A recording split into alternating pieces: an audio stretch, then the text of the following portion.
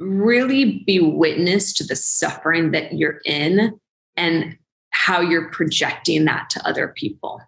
Because what happens is someone will feel bad about their body, lack of confidence, especially as a woman. We don't feel good in ourselves, our stomach, or wherever that is.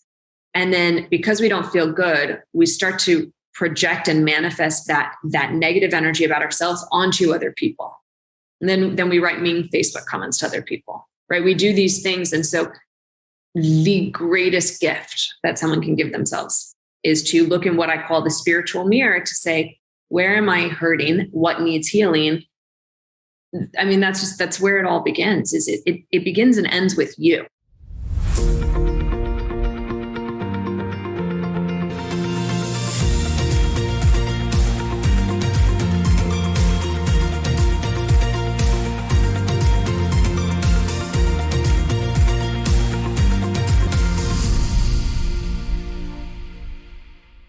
Welcome my guest, Nikki Sharp. She is a best-selling author, wellness expert, and the creator of the #1 app, the 5-Day Detox. Formerly an international model, Nikki Sharp's own health journey led her to become passionate about helping others create a balanced and fulfilled life through food, exercise, and spirituality. Since creating her lifestyle brand, she could be seen giving health tips on national shows such as Access Hollywood, Extra TV, Good Day LA, and is frequently featured in magazines and online components. Through her work as a health coach and a wellness blogger, Nikki's mission is to spread the knowledge of healthy living for the mind, body, and soul.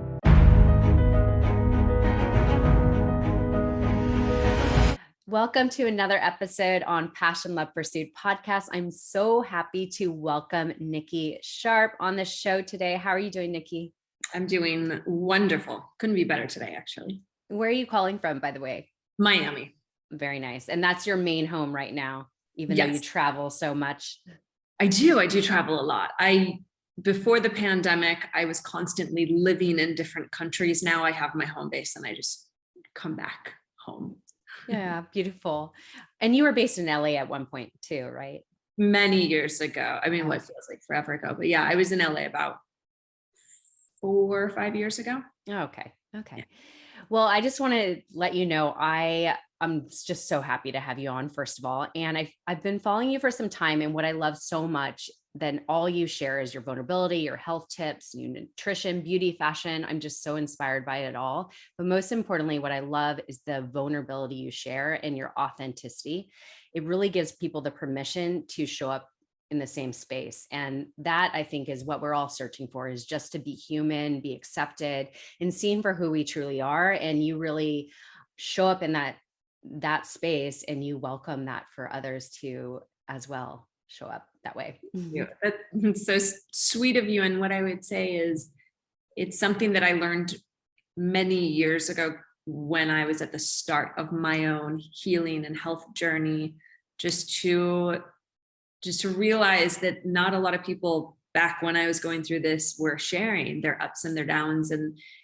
And so I've always made it a point just to be human. Like we're all human at the end of the day, and my fame might be rising, or so what you might call it, or my name, or I go on media things, or I do podcasts. At the end of the day, I'm just a human though. Just like everyone else. It's so true. It's so true. And I want people to really see that and recognize that in you and in everybody, that we really are truly all wanting the same: love, acceptance, and to be valued for who we truly are, not like this whole highlight reel of what people think it is. Yeah. And so starting with your journey, most importantly, I would love people to know, what was your life before becoming this health, wellness, and nutrition coach that you are today, and obviously a powerful influencer? Yeah, I went to college, graduated top of my class, and graduated, with honors before I was even 21. Immediately went into modeling, which I'd already been doing part-time. But as soon as I graduated, it was like, okay, here we go, let's do this. And from there started, not just there, but prior to that, started a very long journey through eating disorders and body dysmorphia. I had been battling sleep challenges, insomnia. I had terrible acne for many, many years of my life. And so when people look at me now, it's like, oh, well, here's this girl and great skin and happy and vibrant and da, da, da, da, da. And I think we do get so caught up in the what's in front of you instead of what's happened. So for me, going through all of this led me down a path of modeling, which I thought was my passion, my purpose, my mission. And I realized that I did not like sharing and showcasing a super, super skinny body. And in comparison, I'm healthy, what the industry would call healthy now. So you have to be pretty darn thin. And that was just my own healing journey that I needed to go through. But it was one that led to years of sleeping pills and different types of pills for this, for that, for stomach problems, for headaches. And kind of the long short of it is that when doctors just kept saying, oh, you need to stress less, you're like, but what does that mean? Because the worst thing to tell someone when they're not calm is calm down.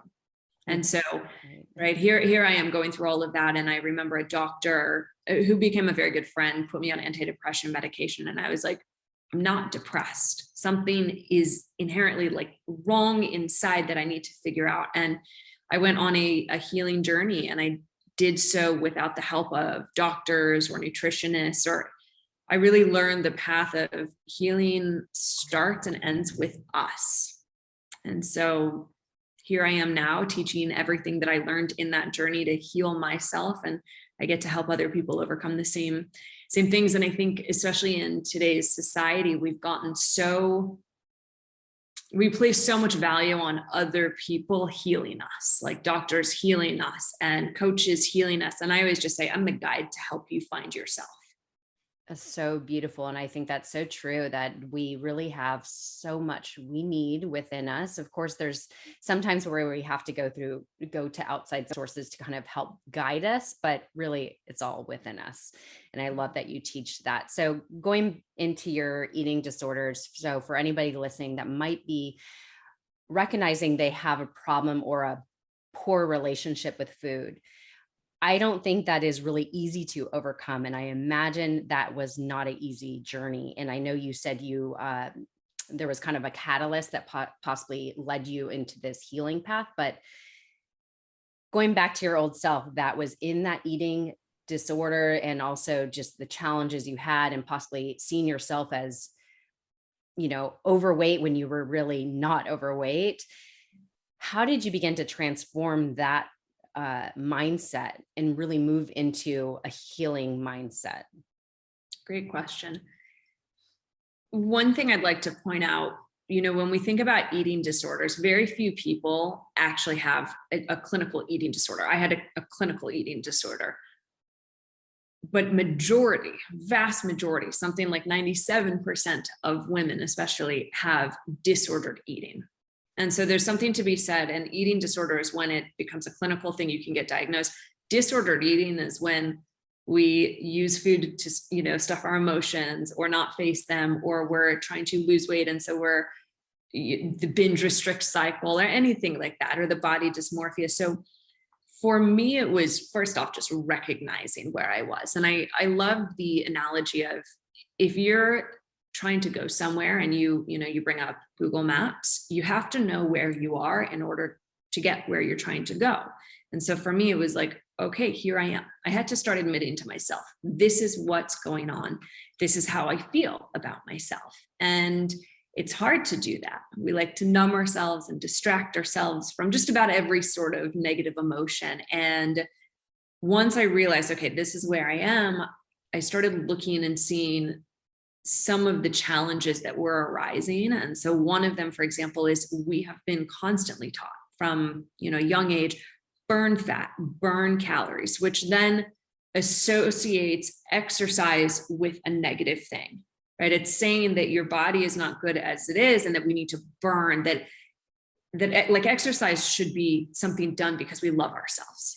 And that was a big, big realization that I had, that I needed to make a change, which was I needed to rewire my brain and I didn't know all these terms back then, but the neuro pathways to say that exercise is the reward. So if I ate well, naturally, if you eat well, you have energy, you want to move. And when you look at a little kid, all they want to do is fidget and move around and go for a run.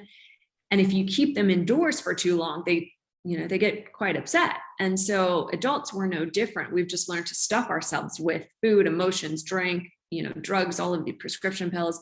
And so for me, it was kind of this rewiring to say, when you eat well, you feel good, you naturally, like, you want to go for a walk. And so I would tell myself, Nikki, you can only go for a workout if you've eaten well today. Wow. And I completely changed it and transformed it, that if I binged, I would not allow myself to go burn the calories. And so that was a process, but that was one of the biggest starting points, just to understand my mentality and psychological standpoint that I had with both food and exercise, and where I was binging and restricting and why. And I learned, just one of these aha moments. If I didn't have prepped food in my fridge, salad and, roasted veggies and things that I could just throw together in a moment that I wanted to binge, that I was just hungry, like the physical hunger, I would binge on whatever I could because I was physically hungry, but I didn't have things prepared. So it was little switches like that I started making early on in the beginning. And one of the biggest ones was I started posting headless body shots of myself on Instagram. So I would not post my face, and I would post my body, and I would talk very openly about the eating disorders, the body dysmorphia. I would post photos of my food to keep myself on track, and people started following me. And that's how, we ended up here today. But it all started because I needed to track myself and hold myself accountable. Wow. It's so helpful, the several things you just shared right there, just changing that perspective. But of course, awareness is number one key to anything, really, any trajectory we want to lead ourselves on. We need to know where we're at, which I think is so powerful. And I think a lot of people don't realize they're using food to stuff emotions. So just gaining that awareness, like actually reflecting and being honest with yourself, is that the truth? And so, and then changing the patterns that you have been leading yourself on and forming new ones. So you obviously did such a brave thing to realize your problems and address them on your own. So when the doctor that you approached didn't give you a solution, which I think very often doctor will say like, oh, you have IBS, which is basically like, it doesn't say anything, right? They just give kind of like a blanket statement. And same with, by the way, I've taken Accutane twice. So we share that same story, battling with acne 3 times, which is for anybody that doesn't know, Accutane, and I know it's a lot stricter these days. I took it when I was a lot younger. They would prescribe it fairly easily, not necessarily, but I know it's a lot stricter these days because there's so much harmful things about it. But to go on Accutane, especially more than once, means you're battling with more than just acne. There's a much more underlying problem. And so anyways, a little sidetrack, but when you started your own healing journey, did you really have guidance, or was it just like listening to your own intuition, what felt right? Because I don't know if you had your degree in your schooling or anything as far as health and nutrition at that point. I didn't know. I hadn't taken any certifications or done IIN or any of the programs that I've worked on subsequently. A lot of it was that intuition. Like I do remember I was in Bangkok modeling, and I ended up going to the hospital, to the doctor, because I was taking sleeping pills every day, Ambien, and I never felt rested, because when you take something for years on end, you're basically numbing yourself from the thing you need. But I was also trying everything else. Like I was trying, cognitive behavioral therapy, so CBT, meditations. Like I was actively trying to do these things, and it's just, they were not working for whatever reason. And night after night, you're like, I can't sleep. Well, I'll take this. So I went to the doctor there, and he did the same thing. He said, you need to stress less. And he also put me on a depression medication or something of the sort, but it was like a weight gain medication as well. And what was so fascinating about it was I took it one day and I felt drugged. I literally felt like someone had given me half a bottle of NyQuil. And I'm supposed to go to castings and perform and, be a normal human being. And I had to go home and sleep it off. And I was like, I'm never taking that again. And the same thing happened with the antidepressant medication when I was prescribed that in London, because I realized that these pills that I was taking, they would help you with the one thing, but they would make something else way worse. And it was when I was living in London and I had gone to the doctor and I said, look, I'm feeling a bit suicidal. This really scares me. I'm a normally really bubbly person. I have 2 eating disorders. I need help. I'd like to see a clinic, go to a clinic, see a specialist. And in London, the way that it works, there's universal healthcare, the NHS, but you also have to wait a long time to get admitted if you're not doing it privately. And so it was a 6-month waiting list just to get admitted. And I'm like, at this point, I don't have 6 months with the way my mind is going.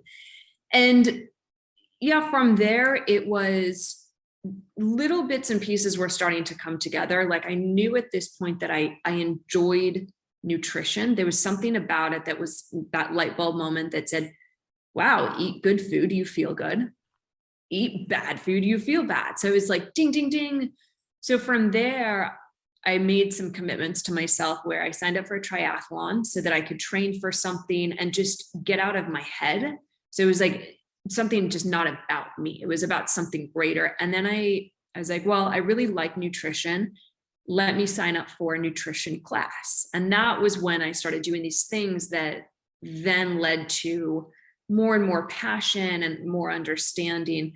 So it was listening to my intuition as well as feeling like there was just no hope from the other avenues. And then I didn't have really much income as a model. It's up and down and you never know. And so it's not like I had enough money to go privately somewhere. And then when I moved back to the US, I didn't have $250 to go see a therapist, and they didn't take health insurance at that time, and acupuncture wasn't a thing. And so, I'm grateful where we've come that a lot of these modalities are included in health insurance, but there's so many people that also can't afford health insurance at this point. So I do feel like if someone is on the path of not knowing where to go, or they've exhausted all these avenues and they've done tests, and you have to turn the attention inward and you have to start asking those hard questions to yourself, saying, what does my gut, my intuition say? And if your gut isn't speaking to you, then it's because you have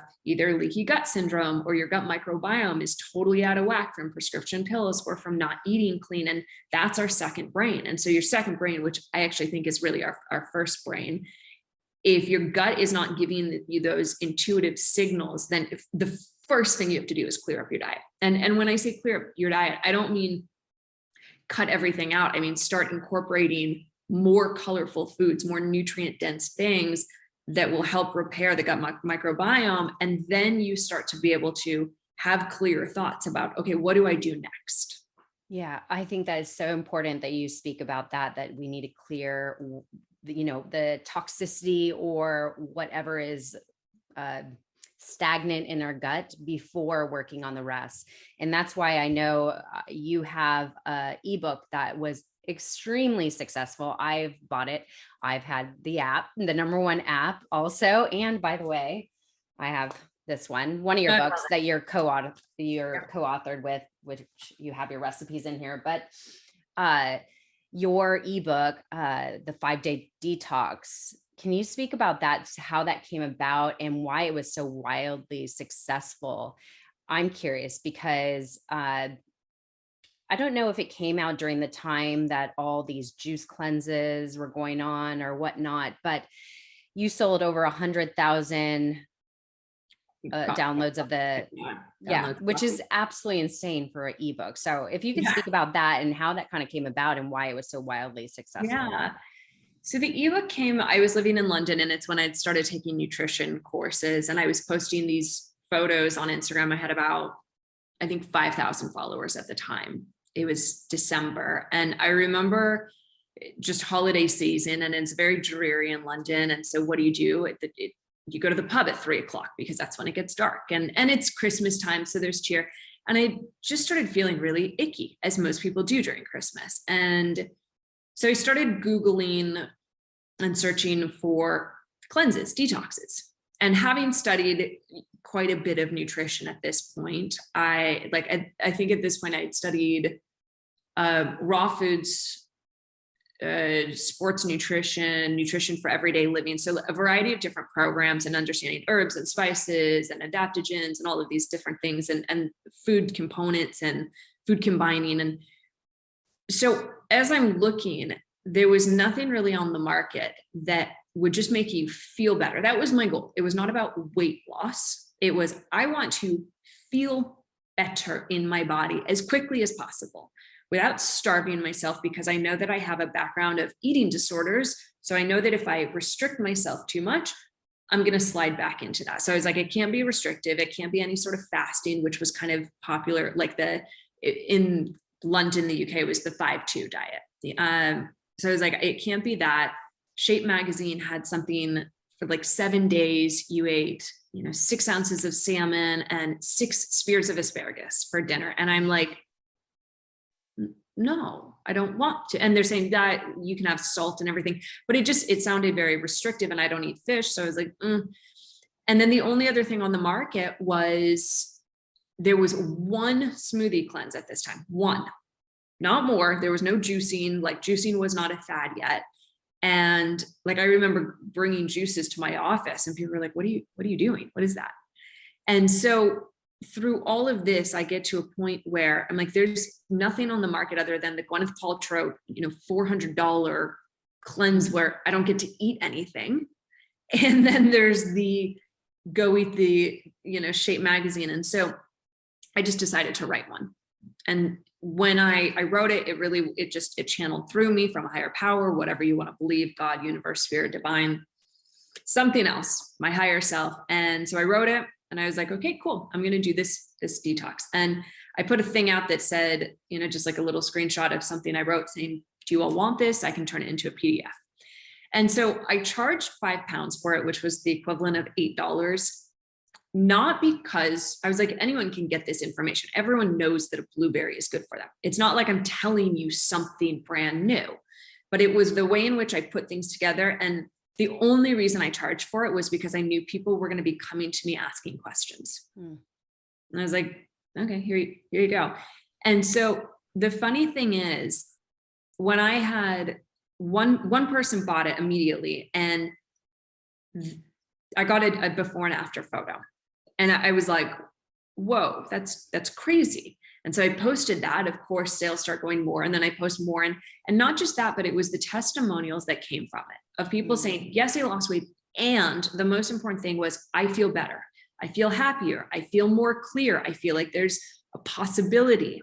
I've overcome this plateau. I lost weight. And so it was kind of that kickstart that everyone needed. And ebooks were not a huge thing at this time. There were no real cleanses, and right time, right place, right product. And so I turned it into an ebook, started writing other ebooks, turned it into an app, went #1 in 6 countries in 24 hours, turned it into a book, Amazon bestseller. And, I kind of look at it like that was following my intuition and a gift from a higher power, which is why it's been so successful, because it wasn't my own ego saying, oh, I need people to do this. It's just a really good program. Amazing. And like I said, I have it. And when I don't do cleanses, if you want to say too often, but yours was the one I grabbed. And I think I incorporated it with another one. I can't recall, but I loved it. And it's very simplistic, like spells it out. And of course, I'll plug it in the show notes for everybody to check that out, because I don't think there's anybody that doesn't want to feel good. And of course, at the start of the year, everybody is thinking, like, everybody has health goals, which is great. Everybody should. I think that's because nothing can weigh you down more than not feeling good in your own skin, in your body. And so I love how you address the gut and the diet first. So I know you speak about the food, exercise, and spirituality are kind of your foundational pieces to gain overall wellness. So can you kind of break down when it comes to each one? So food, your philosophy on that, and what is your if you were to say your simple like must-haves and must not haves, or your perspective, however you share that. Sure. Food, it's ridiculously simple. Count colors. Everyone can remember that. It's universal. It doesn't matter if you want to be keto or paleo or vegan or raw or pescatarian or anything like that. It's just simply count colors. And the reason that we do that is that when you have a variety of colors on your plate, so let's say you have the beet, let's say you're doing a salad. So you have cooked beets, you have spinach, which is bright green, you have maybe you throw some blueberries on there, you have some sweet potato, which is that beautiful beta carotene, that orange, or carrots. And so we know in nutrition, within the science of nutrition, that each colorful food has its own vitamin, mineral, phytonutrient, and each food is good for a different part of your body. And so the more colors you eat, the more naturally you're going to reduce cravings. You're going to have more energy. Your skin's going to clear up. Your hair will grow. And you didn't even have to think about the word diet. So the whole ethos is incorporate things in, add things in, don't just take them out, because that doesn't work. We know that. That's a mind belief that, I'm going to go change my diet and lose my weight. That's why people stay on this vicious cycle of dieting, yes. Right. It's awful. And so I help people really understand the behaviors, which is kind of a different standpoint, but count colors. And we also know things like the walnut. A walnut looks like a human brain. Well, go figure, the walnut has fat in it that's good for your brain. We know, things like a beetroot is that beautiful kind of purpley red, which is, it's good for your blood. And so all of these different fruits and vegetables literally either look like or represent, like a carrot. When you slice into it, it has beta carotene, which beta carotene is good for your eyes. If you look at a carrot, it looks like your eye. Never thought about that. Tomatoes are good for your heart. When you slice into a tomato, it looks like a heart. And so that's what I love about, it's so cool. Nutrition is fun, is sexy, and people have made health so unsexy. And so my mission really with that is to help people understand that it's not about the quote unquote diet. It's not about if you're trying to be vegan or if you're trying to be pescatarian. None of that matters. What matters is you start with food that comes from the earth, and then you add on whatever else you want. There's no judgment, no shame, no guilt when we do that. So, the must-haves are definitely the more colorful something. So think about it. If it's a pigment that if you took it and wiped it on a piece of paper or on your shirt, and like if you take a white potato, it's not going to leave a mark. It's not saying white potatoes are still good for us, but we know that when you chop into a tomato, that vibrancy of it is better for you. And so when you start to predominantly have your diet of all of these very beautifully rich colored things, you will naturally start to feel better naturally. And so there's that. And then the things that I would say, I try to just keep it so simple because people are overcomplicating everything. The thing that I would say, honestly, that's worse than any food out there, I know that people are like, oh, tell me the ingredients to avoid. Tell me sugar's bad for me. Well, sugar's not bad for you. It's your obsession with it that's bad for you. So the worst thing that people can eat, and I kind of do it as this little trick question, is the toxic thoughts and words that they're constantly telling themselves. I'm fat. Well, if you're fat and you go eat a piece of cake, your body is already in the sympathetic nervous system, which is fight or flight. And when we're in fight or flight, the first thing that shuts down is our digestion. So if you're stressed out and you're going and binging on something, you're then saying, oh my God, I'm so fat, I'll never lose weight, I shouldn't be eating this, all the while you're sitting there eating that thing. Your body has stopped your digestion, which means you're not only going to not digest it, but you're going to feel bloated, constipated, gassy. This is just from a physiological standpoint on the body. So we want to be in rest and digest, which is the parasympathetic nervous system. So if you're anxious, stressed out, you just had a breakup, skip the ice cream, go for a walk outside, because you want to get or take 90 seconds. It takes 90 seconds to drop from the sympathetic fight or flight into the parasympathetic. And so you just take a few deep breaths. You just slow down, eat things with a knife and fork. And so there's no food on this planet that some people should be avoiding. It's the very nature of this obsessive, I'm going to do this, I'm not going to do that. The black-white thinking is what is worse for us than any single ingredient. Wow. And I actually just released an episode on my podcast, which was about intuitive eating. And this is somewhat kind of in reference to that, is when we say we can't have that cake, generally, when we say we can't have something, we crave it or want it more, and then we indulge. And so I think a lot of people could relate to that if they reflect on like their behaviors around certain foods. So that's really powerful. And so in regards to fitness or exercise, you kind of touched on that, of how you change your mindset around it. Is there anything else like your perspective on fitness and how that incorporates into everything? Yeah. I mean, I'm definitely not one of those people who is like, you'll never find me doing a fitness app, for example. It's not my niche. I love fitness. I love exercise, but I love it because I love myself when I love feeling good. So the whole thing when we think about exercise is most people use it as a punishment for that cake that they think they should not have eaten. And instead, what I recommend to clients is think about when you were a kid. What were the activities that you liked to do? I know for me, I loved playing in the water, on the beach, building sandcastles, doing jump rope. So you want to think about the things growing up that just gave you joy. And then you want to incorporate those back into your life as you're getting older. So for me, jump rope is like one of the most fun things because I love doing it as a kid as well. And so exercise should be done not based on my body needs to look a certain way, but based on, I want to feel a certain way. And an exercise that I lead clients on is to say, what does your ideal health look like? Not your ideal body, but your ideal health. If you had to describe that, what does it mean? Because ideal health has nothing to do with a number on a scale. It has to do with, how do you feel? Do you feel toned? Do you look toned? Do you feel confident? Those are the things that you want to think about when making choices. So I work out because it makes me feel confident about myself.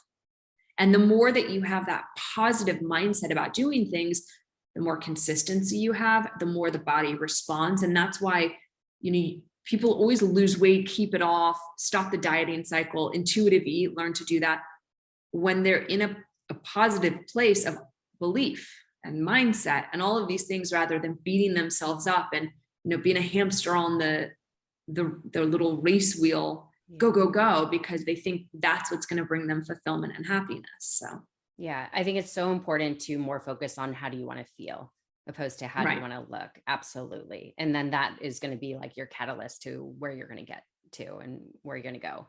And then as far as spirituality, I think I've seen you recently share a lot of that in some of the things you're learning even today. How do you incorporate that into your life? What is your perspective on spirituality? It is such an individual journey for everyone, and everyone will understand spirituality at a different time in their life and with a different meaning. So there is no black and white. There's no concrete evidence. Like if I said, what does happy mean? We're going to have different definitions. That's the same with spirituality. Some people have profound experiences with plant-based medicines. Other people can do that through meditation. Myself, I've been deeply connected my whole life. I didn't know what it was when I was a child. I thought everyone was like that. In fact, most kids are. It's just in school, we basically teach the wrong things, and we take away the creativity and the connection to source. And so whether you call it God, universe, divine spirit, yourself, your higher self, your intuition, there's something that is guiding all of us. And you can look to the stars. We ask questions. What's our purpose here? And so for me, spirituality has become kind of this guiding light to understand where suffering comes from. And I've had tremendously beautiful experiences, hard, but beautiful experiences to go really, really deep within this soul that I have and understand, what this suffering is. And I choose not to suffer. And it's literally as simple as that. Having realized, I have a soul contract on this planet. And if people don't know what that is, Google it. It's fascinating. So I have a soul contract on this planet, and I have already chosen, and this is my belief, right? Everyone has their own belief, but I believe that I have chosen the lessons that I will go through, and that a lot of the things have been predetermined for me. And so then the choice, it literally becomes the choice of, do I choose to suffer in this moment of hardship, or do I choose to know that there's a lesson to take me to where I need to go? Well, I choose the latter, because I don't want to suffer. And so because I don't suffer, I'm able to take a step back and say, what do I need to do for myself in this moment? How can I get reconnected to myself? And how do we do that? We do that through journaling, through meditation, through plant-based medicines, through plant-based psychedelics sort of thing. And actually even things like ketamine, which I'm trying right now. And there's so many beautiful things to help us escape, but it's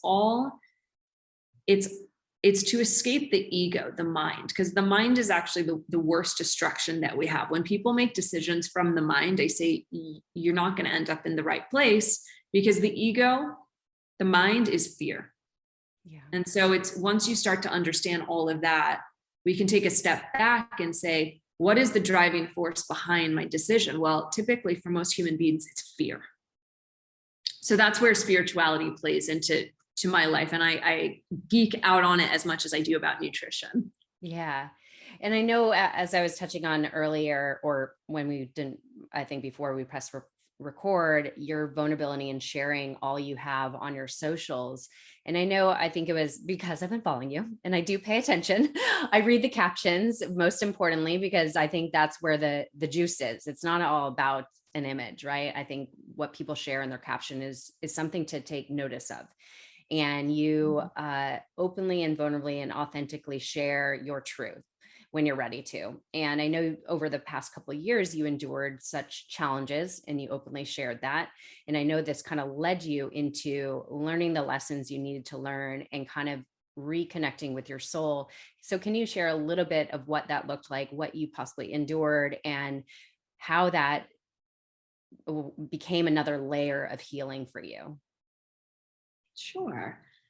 So the main thing look, we all have suffering. We all have had some form of traumatic experience from childhood, whether it was being beaten up or bullied, or a teacher was mean, or there's rape and incest from family, from other people, like parents getting divorced. Everyone has a certain level of trauma. And one thing that I really realized, at least later on in my journey, was you never want to, nor should you, compare your trauma or your suffering to someone else's. And so, growing up, it's like, okay, this is what I'm dealing with. It's not easy. And then the eating disorders and all of these different things.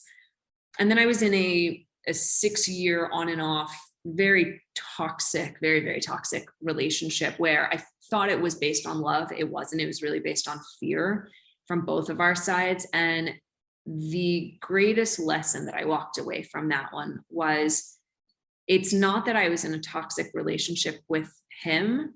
It's that I was in a toxic relationship with myself. And so I became the spiritual mirror to myself to say, everything in my outer world is a manifestation of how I treat myself. My body, everyone's body is literally a manifestation of how you treat yourself internally, of what you say to yourself on a daily basis. And so as I learned this, I learned to stop blaming other people. And I learned to stop saying, oh, my ex is so toxic. Now I say, I was toxic with myself. It has nothing to do with him. And so, as I go through that, and there's many, many other things, and part of those I will share in my next book when the time is ready for that life, or that story to come to life. Really taking a back seat into what we perceive as suffering. And just to know that we've all gone through something shitty, all of us. And it may not look like someone else's. Someone else might have lost their mother or their father, or they were witness to something horrific, or they experienced that. But when we can take a step back and say, this is my experience, I take ownership of how I feel today, regardless of what happened. Like the worst thing that someone can do is something happened traumatic as a kid. And then you sit there for 30 years replaying it in your head. So the question is, was the experience the bad thing, or are you the bad thing? Because you're now reliving the experience every single day. So that's where spirituality for me really comes into play. Is it's not about, saying the word God or spirit or any of those. It's about taking full and complete ownership of yourself. And it's also why we're in this insanity culture that we're in, the cancel culture. It's because, right, nobody wants to take responsibility for how they feel, and how, like, if I feel angry at you, I need to look at why. What am I angry about in my own life? You're just a trigger. You're a mirror for me. So that was kind of a broad answer. I love that you share that. It's so important. And I think a lot of people need to hear what the wisdom you just shared right now, because I do believe it's wisdom that we eventually learn. I do believe that, through life, we are just served these lessons that we need to learn to get us to our higher self. And through any trauma. And I also want to pull out, most importantly, what you said, that no one has the right to judge somebody's level of trauma. And it's so wrong. I remember this recently happened to me. My dog passed, and I expressed my emotion openly about it, and how it's, something that I'm processing, the grief and And there was a comment, because this was on a group, there was a comment that said, wow, you sound like a 15-year-old girl, like to feel that that your dog is worse than somebody losing a parent. And I didn't say that, by the way, but they basically said that losing a friend or a parent or this, that, and the other is 1,000 times worse than losing a dog. I'm like, how dare you judge somebody's loss? You have no right. Like, you just can't. And no matter what, everybody has a different feeling or impact by trauma. And so that is not something for somebody to judge. So I think that's important to pull out. And then when you started to take ownership of the lessons and learning your play and things, which is really important, taking that responsibility, how did you start to then heal those parts of you and kind of dig deep into your soul and uncover those blocks? What were your practices, rituals, or whatever path you were led on to heal yourself? Many things. I wish I had a definitive thing that's like this, this was the practice I did, but getting really honest with myself, journaling every day. That's been something I've been doing for years and years and years. And at the same time, journaling to say, here's how I'm feeling, here's what's coming up for me. I would also write a gratitude log every day, because I needed to remind myself of all the things that were really freaking awesome in my life. Because it's so easy to be like this and that, and this is that, and that person said that, and oh my God. It's like, but what's actually amazing? Like, let's focus on that. And so I would do those simultaneously. So that was a huge help. For me, that worked better than meditation. For some people, I know meditation is really their saving grace. I also know that running for me, or doing something very, like, quite intense. Like, I can go to a Soul Cycle class and just start crying because I'm releasing the built up emotion. And it's really important for people to understand that, when you think, oh, I can't show emotion, actually what you're doing is literally putting the emotion into your body, into the cells of your body. And so then it's like, no wonder you can't lose weight. You have to deal with the emotion first. So true. And so when people are holding on to weight, I always say, what are you holding on to emotionally, spiritually? What are you not letting go of? What are you not forgiving? Who are you not forgiving? That's where we have to start with weight loss, not changing the diet. We can do it simultaneously, right? But that's why the diet culture is just so flawed, as so many things that we're learning. But, from my standpoint, it was taking ownership of, how do I really feel? Sitting there and saying, I feel really scared today. Oh, okay. What are you scared about? Oh, well, I feel like a failure. Okay. What do you feel like a failure about? And believe it or not, this has come up. Anybody who owns a business will have this. I've had this feeling so many times in my life. I had 2-book deal with Random House and I felt like a failure. I had a #1 app and I felt like a failure. I felt like a fraud. And so I had to sit with myself and get really still, calm space. And actually my last post, I just posted today, right before we jumped on, is I'm getting offline for a bit. I've deleted everything on my phone that's like news or social media related. I don't need it. I need space. I need to create space in my life. And what that space does is we're so used to filling our time with things to make us busy. Like kids, parents have kids and they'll give them the cell phone. Yeah. They'll give them the computer, the iPad, they'll give them a book, they'll give them a new toy, instead of teaching that kids and adults need to sit with themselves, with their feelings. Because what happens is we learn how to numb and distract and spiritual bypass all of these things. So, I have free time. Let me get on my phone, check social media.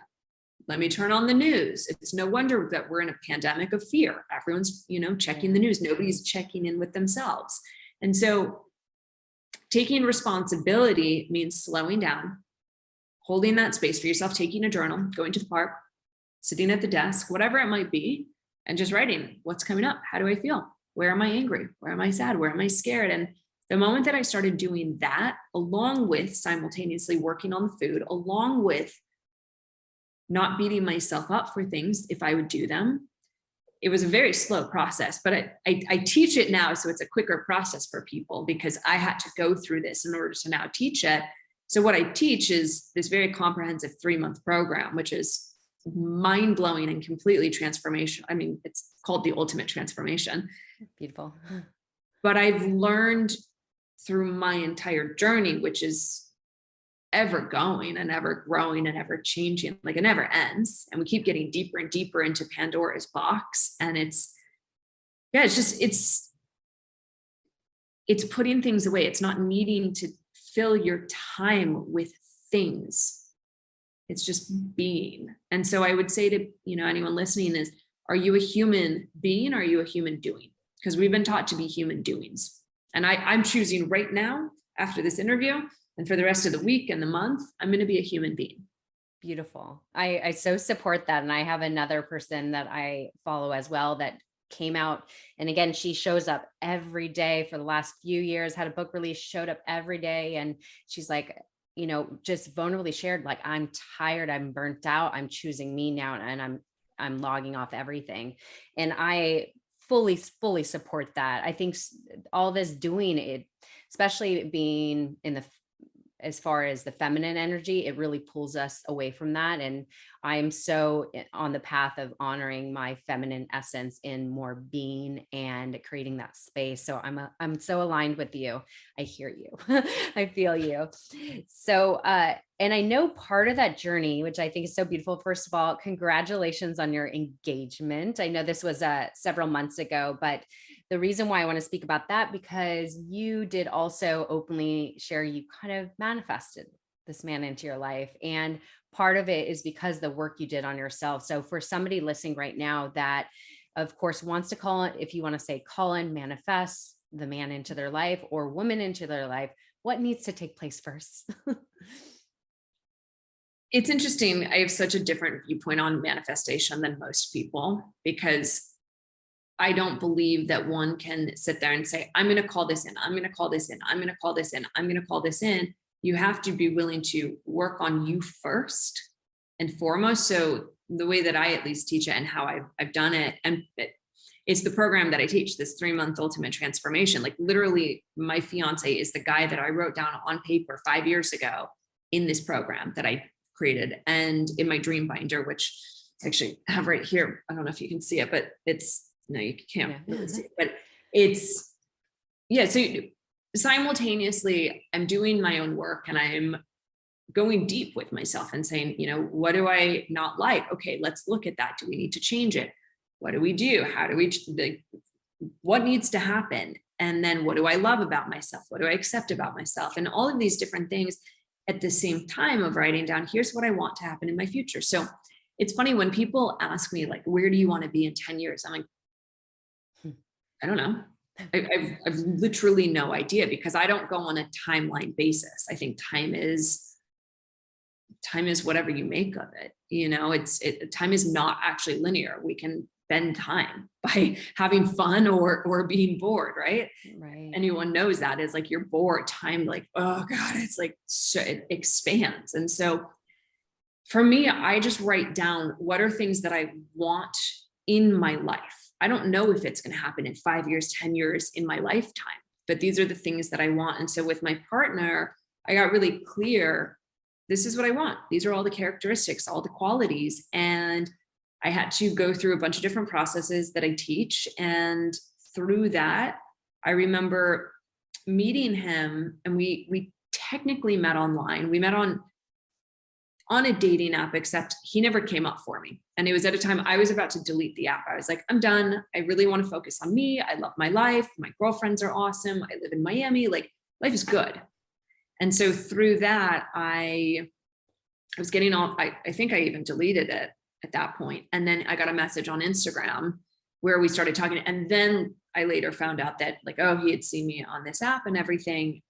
And the reason that it worked out between us was because I was never looking. I was never putting myself out there saying, I need you. This is the whole thing with manifesting, is saying, I would like you, but I don't need you. So that's coming from a place of a full cup, a full heart. That's why we do this work. And when I realized that I don't need you, because I have me. I have me. That's all that matters in this life. Really, it is. If I have me, then you're just an addition to an already fucking great life. I've created my life as such that it is so ridiculously amazing. And I remember thinking that whoever comes into my life is going to be lucky, because I have healed relationship with my parents. I have amazing friends, right? I have a passion and purpose, and I love my career. Are there things I'm still working on? Yes. Do I get to still learn and grow? Yes. And so when we met, we definitely hit it off, and we chatted for about a month before we even had a phone conversation. And that was really good for me, because I learned so much about him. He learned about me, to the point where it wasn't just about the physicality. It wasn't about our energy connection. It was like, hey, let's get to know each other's inner workings, our souls, things that you haven't told other people. We asked each other really deep questions. Honestly, I wouldn't have done it any other way. I think traditional dating of like, talk to the person, go on a date, I don't think that's as good as the way that I did it, but each to their own. And so, by the time we met and definitely fell in love, I remember saying to him, I want to be with you. Like, you're it. And that's terrifying. And I remember showing him my dream binder. And this is, I'm so lucky that I get to teach this to clients, but I said, I love you so much, and I want to be with you.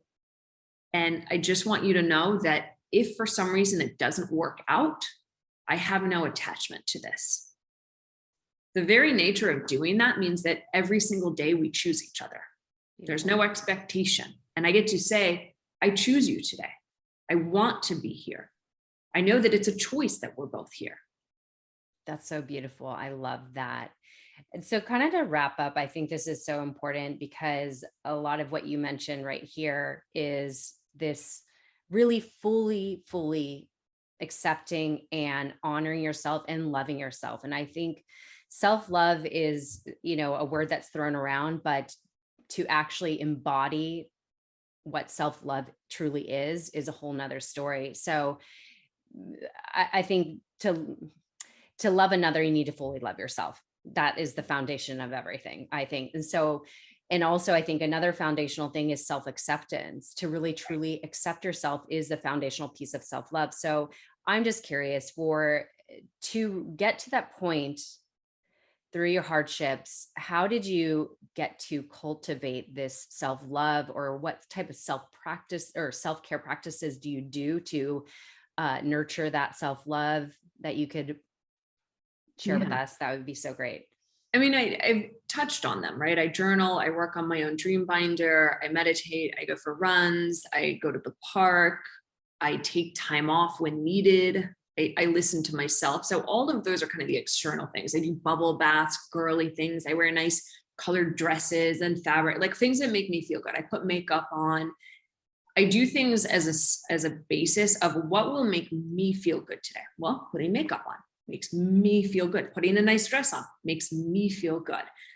And, I agree. Self-love is ironically a horrific term. I'm so tired of hearing it because it's not about loving yourself when, it's about loving yourself right here, right now, with whatever's coming up for you.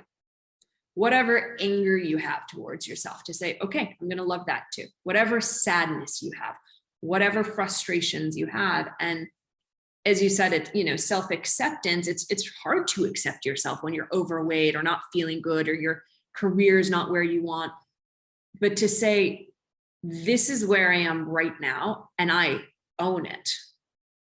You have to take full ownership. You cannot have true happiness unless you own 100% of your life. Again, why the cancel culture thing is happening. No one wants to take ownership for themselves. And so ownership looks like, hey, I'm really angry today. Ooh, okay, why am I angry? This might be through journaling, through meditation, through, an exercise. Why am I angry? Oh God, that person said something mean to me, that Facebook comment. Oh, I'm really angry at her. So then as I teach it, the spiritual mirror, you say, where am I angry at myself? Why is that triggering me? What am I angry at myself for? I remember when my cat died years ago, I had so much anger towards myself. I felt like I failed my kitty. I feel like I let him die. I was like, I didn't protect you. And so that took a lot of forgiveness. So what is self-love? Well, it's actually forgiveness of self. Because love, if we say that I'm going to love you till death do us part, through thick and thin, or, whatever the vows are, it's like, if I'm going to love you that way, I have to start with me. And so I do all of these practices, but the literal most important one is to focus all of your attention that you're putting on other things, on drinking alcohol, on drugs, on being busy on social media, on posting, on reading, on podcasting, all this energy that we spend on other people, on other things, we turn it back around on ourselves and we sit there and we have the hard conversations. That's what self-love is. It's not this woo-woo bubble bath bullshit. It's not. Self-love is literally asking yourself, what is coming up for me today and what do I need? Because if I'm angry, what do I need? What do I really need? Well, it's not alcohol. It's not a, ice cream sandwich. What I really need is to sit down and figure out what's coming up. What's the root cause of that? And so that happens through journaling, through meditation. That happens through hiring a coach, a therapist, working with someone like me. But that is the ultimate basis, is forgiveness, acceptance where you are, and then to say, this is my vision also going forward. And you can do all of it at the same time. That's what's cool. So beautiful. I love everything that you just said. I'm so going to pull that out. That's going to be posted because that is so good. So powerful. So powerful. If you do you have like a mantra, a motto that you live by in your life? No, it changes all the time. I mean, every month I ask different questions. Every year, like I'll do it. This last year, my word was expansion. So I chose, that was my word for 2021. This year it's scale. This month, I'm asking somewhere here, I'm asking myself questions of, does this bring me joy, or how can I find more joy today? What does little Nikki need? So getting in touch with your inner child, super important. And am I doing this from my feminine or my masculine energy? So those are just questions I'm asking to myself this month, just to see, what comes up. But I think it's also being able to let go, to say, that question, I don't need to hold that question all year long. And like, as you said, in January, everyone starts these diets and resolutions. Like, stop with the January thing. Start now, today. Yeah. Start this second.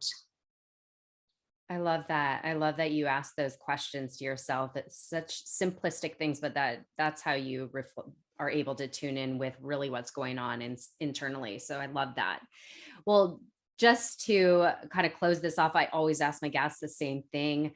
A powerful lesson that you have learned, or a piece of advice that you want to share with us that you feel anybody needs to hear right now. What would that be? Gosh, I feel like I've said so much. So much powerful advice. I would just say, really be witness to the suffering that you're in and how you're projecting that to other people. Because what happens is someone will feel bad about their body, lack of confidence, especially as a woman. We don't feel good in ourselves, our stomach, or wherever that is. And then because we don't feel good, we start to project and manifest that negative energy about ourselves onto other people. And then we write mean Facebook comments to other people, right? We do these things. And so the greatest gift that someone can give themselves is to look in what I call the spiritual mirror to say, where am I hurting? What needs healing? I mean, that's where it all begins. It begins and ends with you.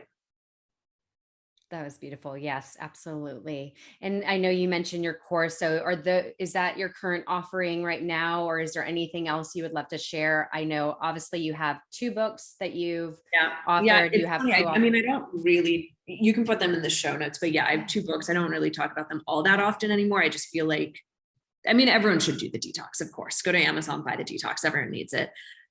I mean, I did it last week. I do it at least once every other month. Yeah, right. I mean, my offerings are always changing, and that's part of my time off social media, is to really get clarity on when am I launching different things. I'm going through a massive rebrand. So basically, when I come back from my social media detox, I like have a brand new website, brand new logo, brand new colors, it just coincides with everything. More so, it's just working one-on-one with me. I have every few months, I have literally one spot that becomes available to work on the Ultimate Transformation Program and the Dream Binder. And it's a very intimate deep dive for 3 months, and it is completely life-changing. So that would be the big one that I would just share. So exciting. So exciting. Well, I will plug that all in the show notes. Oh my gosh, Nikki, I love everything you shared. And I just thank you for sharing from your heart, your vulnerability, authenticity, most importantly. And so, of course, everybody go follow Nikki Sharp, but she's going to take a little time off. But regardless, she shares so much goodness. And of course, check out all her goodies. Thank you so much for everything. Appreciate you, darling.